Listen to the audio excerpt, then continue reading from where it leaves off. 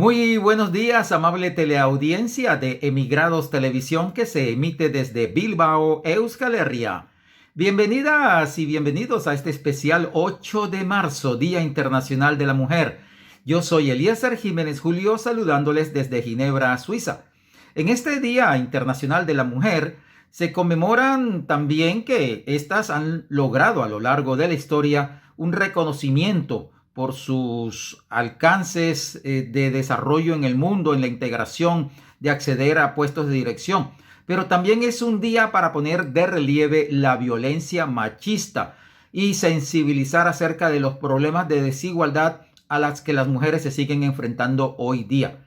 Para conocer la grave situación de violaciones de los derechos de la mujer en un país al norte de Sudamérica, Colombia, y en donde la máxima expresión de esta violencia está plasmada en el feminicidio, en este país suramericano, repetimos, en Colombia, saludamos a Ángel Ramírez.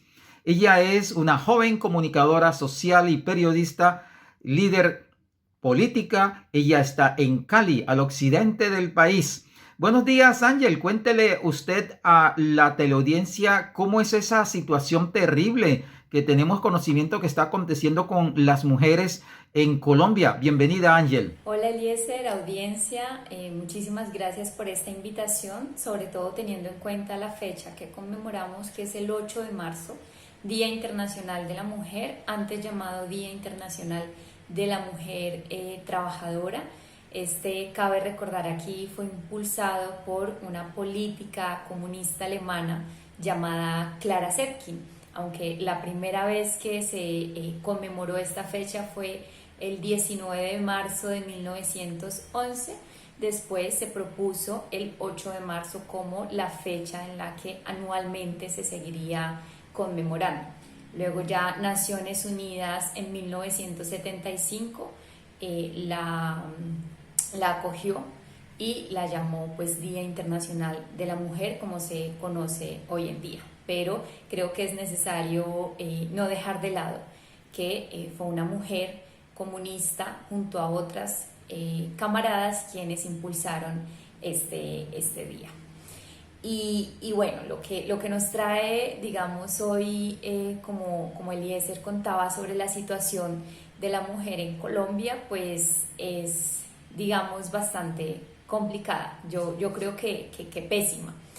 Y para que entendamos ese contexto de lo mal que va la situación de la mujer en Colombia, aunque los medios quieran hacernos pensar otra cosa, y los avances que parecieran haber en la política o la participación política, en la política pública y demás, también es necesario, digamos, aterrizar lo que realmente está sucediendo con nosotras las mujeres en nuestro territorio. ¿Listo? Lo primero que hay que saber, un poco yéndonos al año pasado, es que según el Observatorio de Feminicidios en Colombia, hubo un total de 630 feminicidios en el país desde el 1 de enero hasta el 31 de diciembre del 2020. Yo creo que si estas cifras no alarman, pues no entendemos lo que las mujeres pasamos. Vivir en Colombia, solamente el hecho de nacer en Colombia y vivir en Colombia siendo mujer, pues es un peligro. Entonces tenemos, por ejemplo, que de esos 630 feminicidios hay 5 departamentos en los que están las cifras más altas. Y hay que decir aquí también que los 2 primeros son unas cifras escandalosas también con respecto a los otros 3. Hay varios más, pero estos son los más altos. Entonces tenemos a Antioquia con 113 feminicidios, siendo Medellín el lugar en donde más feminicidios hay. Tenemos el Valle del Cauca con 95 feminicidios, siendo Cali el lugar donde más feminicidios hay. Luego está Bogotá con 49, Cauca con 43 y Atlántico con 39. Yo creo que siguen siendo, digamos, unas cifras, como decía antes, alarmantes. Y cabe mencionar que en los demás departamentos, aunque las cifras van bajando poco a poco, en ninguno, por lo menos en los 5 que siguen antes a estos, no es menor a 19 feminicidios por departamento, que sigue siendo también una cifra sumamente alta. Del año pasado, el mes con más feminicidios fue septiembre, ¿listo? Y aquí yo creo que es necesario también tener en cuenta como a qué se deben estos feminicidios o cómo se localizan o cómo se han estado registrando. Según este mismo observatorio, 55 feminicidios fueron a mujeres menores de 18 años. 30 feminicidios fueron a niñas menores de 14 años. De estos feminicidios, quedaron, de esos 630 que es el total, quedaron más de 262 menores de edad huérfanos de madre. 4 feminicidios fueron a mujeres lesbianas, 17 a mujeres trans, 17 a mujeres indígenas, 43 a mujeres afro, 65 a mujeres mestizas. Fue asesinada una líder indígena, una líder sindical, 3 mujeres firmantes de paz, 3 lideresas políticas. Y todo esto se le suma también la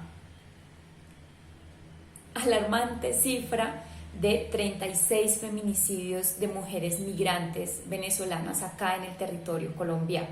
¿Listo? Y sigue 15 feminicidios a mujeres campesinas, 82 a mujeres que están localizadas en la urbe de la ciudad, 9 lideresas comunitarias, 8 mujeres habitantes de calle, y esta cifra sigue sumando cada vez más y más números. Esto solo en el 2020, ya vamos a ver también un poco en el 2021.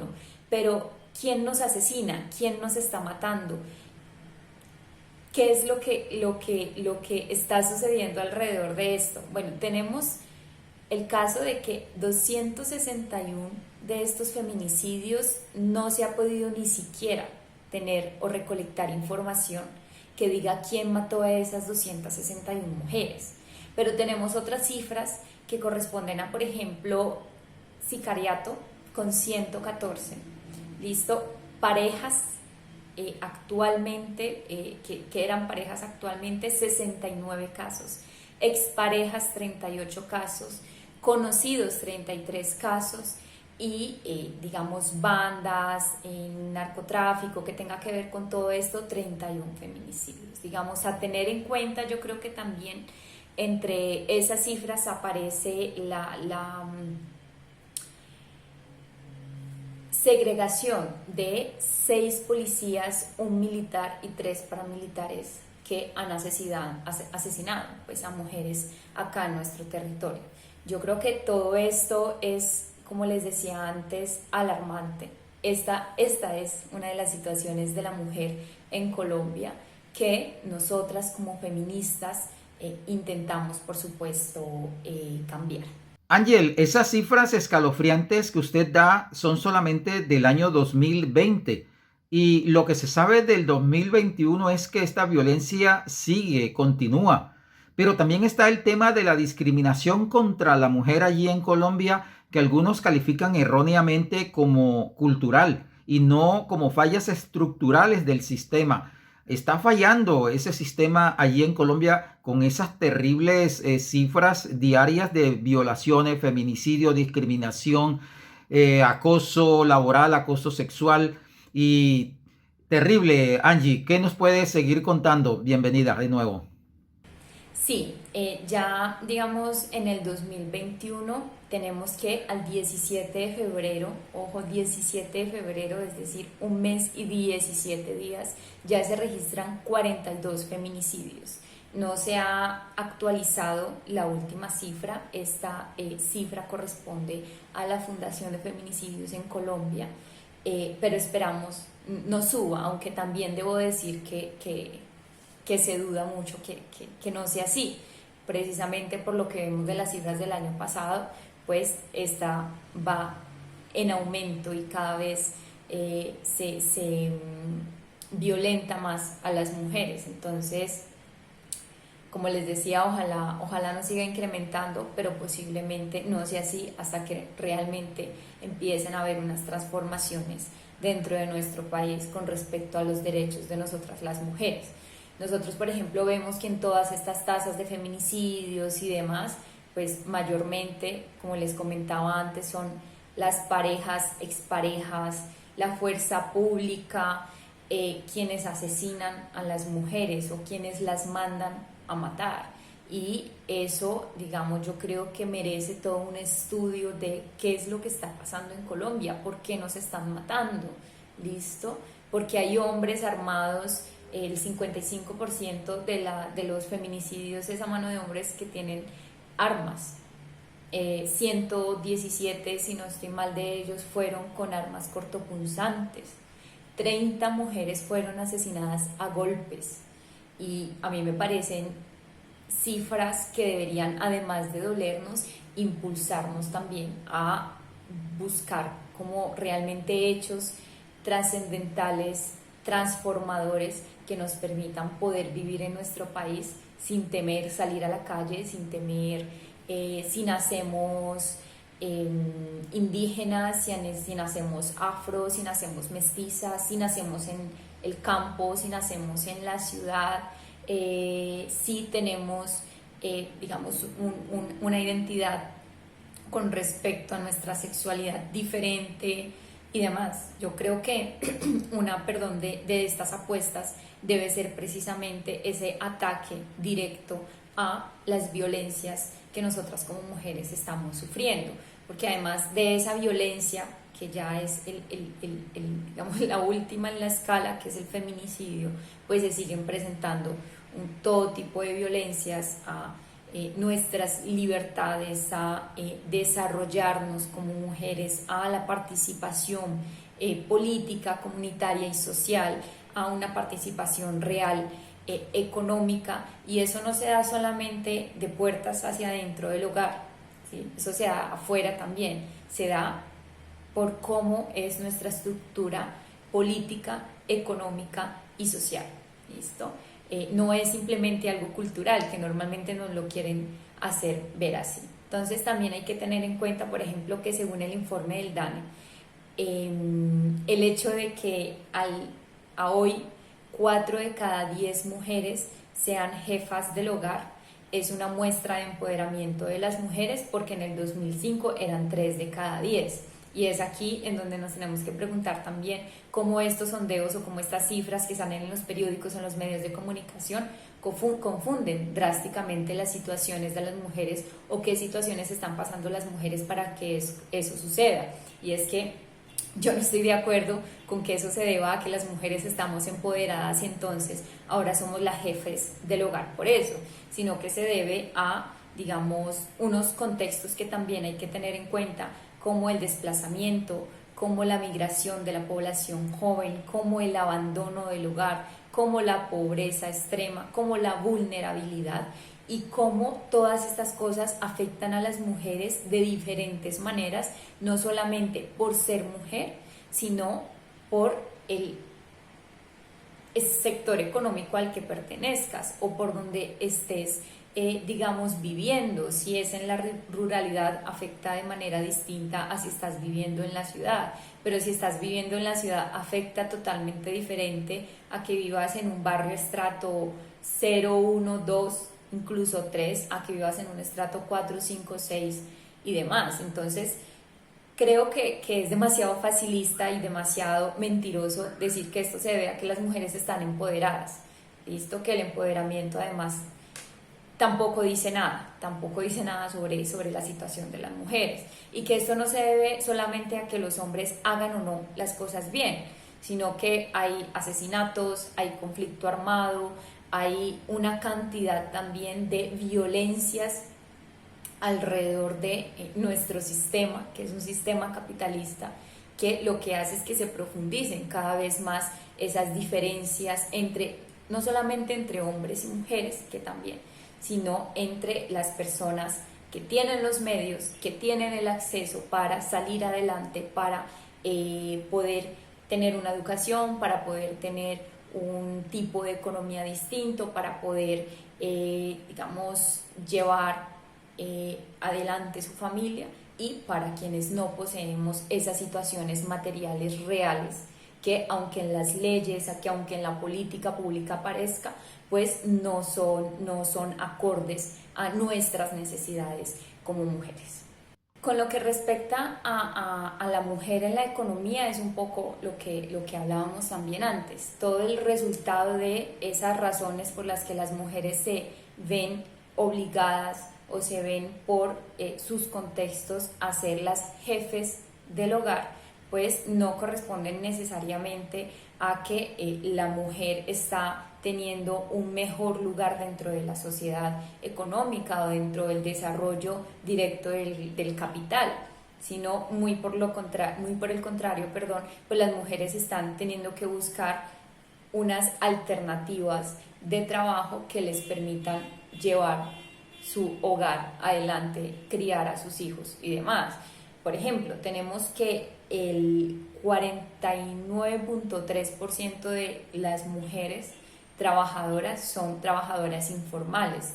Entre eso pues entran trabajadoras informales, emprendimientos y demás que no están formalizados laboralmente como tal.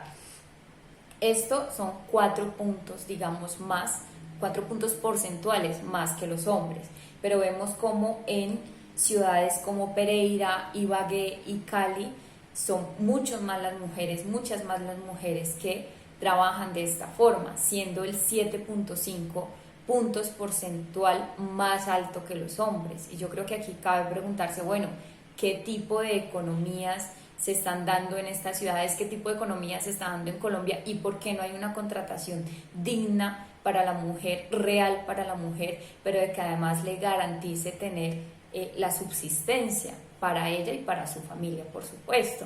Pero además ha habido todo un brote de esas economías alternativas o economías de empoderamiento para las mujeres, como las plataformas webcam, ¿listo? Donde yo particularmente como mujer feminista, pero además comunista y desde una lectura marxista de todo este asunto, para mí no es otra cosa más que la mercantilización del cuerpo desde otra forma, ¿listo? Entonces a mí me sigue pareciendo completamente violento que las mujeres tengamos que acceder a este tipo de plataformas para poder tener un sustento, para poder seguir estudiando, para poder seguir llevando comida al hogar y demás, pero que además mediáticamente disfracen eso como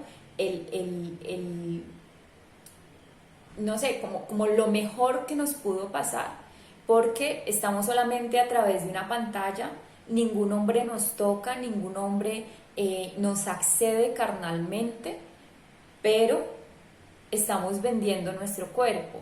En tanto la relación de mi cuerpo y mi sexualidad, ¿listo?, para con otra persona tenga un interés monetario de por medio, es mercantilización del cuerpo. Y nosotras seguimos, digamos, ese papel.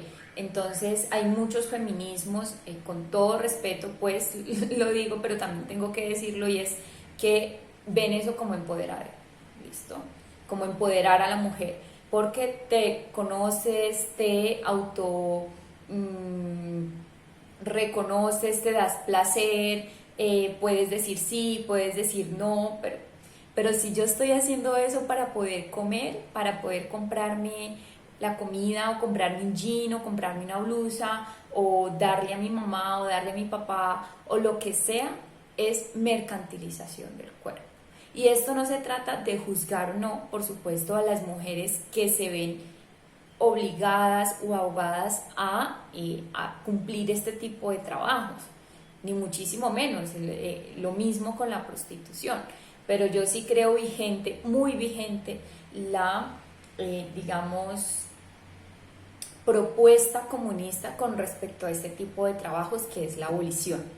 Sí, mientras se consigue, digamos, esa propuesta que tenemos de la abolición de ese tipo de explotación, que es un tipo de explotación sexual, Por supuesto, hay unas apuestas que tienen que ver con reformas, con legalización, con unas, digamos, cuestiones de dignificar el trabajo de las mujeres y demás, pues por supuesto se le apostará a eso, igual que se le apuesta al tema del aborto y demás. Pero entonces también tener en claro que por lo menos desde esta orilla lo que se espera es que ese tipo de acciones como trabajo remunerado, como digamos una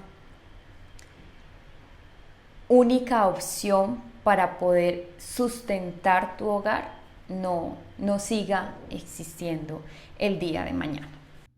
Y bueno, ya para terminar, nuevamente agradecer la invitación. Creo que quedan muchísimas cosas por decir con respecto a la situación de la mujer en términos generales, pero en este contexto de Colombia, por supuesto, pues aún hay mucho que trabajar, sobre todo para que a nosotras como feministas, tanto las políticas públicas como el capitalismo mismo a través de sus medios de comunicación masivo y demás, no sigan acogiendo nuestras luchas como suyas y no nos sigan creyendo o no nos sigan haciendo creer más bien que en efecto estamos logrando, transformando cosas que lo único que están haciendo es adoptar para hacernos sentir más cómodas, más tranquilas, pero además también para callarnos en muchísimos sentidos. Entonces, la invitación, digamos, final a las mujeres y a los hombres que nos están viendo el día de hoy, pues es a seguir la lucha feminista, entender que sin feminismo no hay revolución, pero también que el feminismo no puede estar al margen de las otras luchas, de las luchas obreras, de las luchas indígenas, agrarias, afrodescendientes, negras y demás. Entonces, yo creo que la apuesta es a un feminismo mayoritario.